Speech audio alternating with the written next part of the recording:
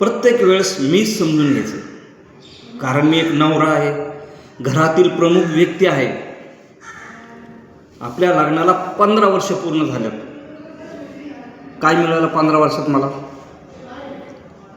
तू एक पत्नी झालीस, आई झाली, सून झाली, प्रत्येक जबाबदारी तू पूर्ण केलीस.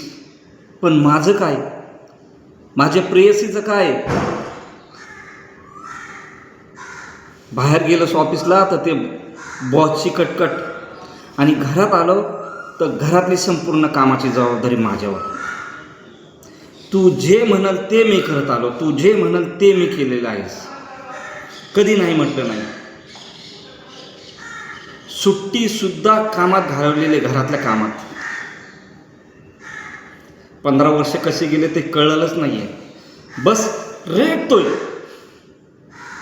एक नवरा आहे, मुलांचा बाप आहे, हेच आयुष्य आहे. पण मला एक प्रेयसी म्हणून तुझ्यापासून मला काहीतरी हवंय होतंय.